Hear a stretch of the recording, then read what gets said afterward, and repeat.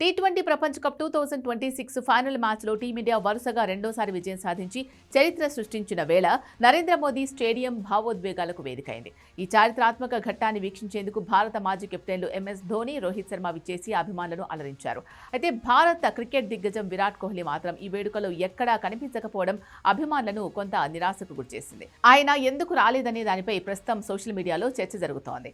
ICC నిబంధనలు లేదా protocol ప్రకారం ఈ ఫైనల్ మ్యాచ్కు ఎంఎస్ ధోని, రోహిత్ శర్మలను ప్రత్యేక ఆహ్వానితులుగా పిలవడానికి ఒక బలమైన కారణం ఉంది.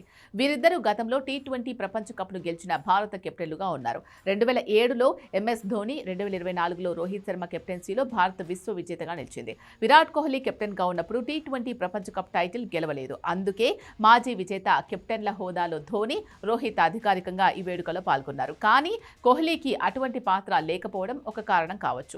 విరాట్ కోహ్లీ ప్రస్తుతం టెస్టులు, టీ20లకు రిటైర్మెంట్ ప్రకటించి కేవలం వన్డే క్రికెట్కు మాత్రమే పరిమితమయ్యాడు. తానొక్కసారి క్రికెట్ నుంచి తప్పుకుంటే కొంతకాలం పాటు నేను ఎవరికీ కనిపించను అంటూ గతంలో కోహ్లీ చేసిన కామెంట్స్ను అభిమానులు గుర్తు చేసుకుంటున్నారు. ప్రస్తుతం లండన్లో తన కుటుంబంతో ఉంటున్న కోహ్లీ ఈ మ్యాచ్ను ఇంట్లోనే ఉండి ఎంజాయ్ చేసి ఉంటాడని ఫ్యాన్స్ చెప్తున్నారు. 2024లో టీ20లకు రిటైర్మెంట్ ప్రకటించిన తర్వాత కోహ్లీ తన వ్యక్తిగత జీవితానికి అత్యంత ప్రాధాన్యత ఇస్తున్నాడు. టీమిండియా విజయాన్ని తన సన్నిహితులతో కలిసి యూకేలోనే సెలబ్రేట్ చేసుకున్నట్లు సమాచారం. ధోని, రోహిత్ స్టేడియంలో కనిపించి సందడి చేసిన కోహ్లీ గైర్హాజరు వెనుక ఆయన వ్యక్తిగత నిర్ణయాలే ఉన్నాయని స్పష్టమవుతోంది.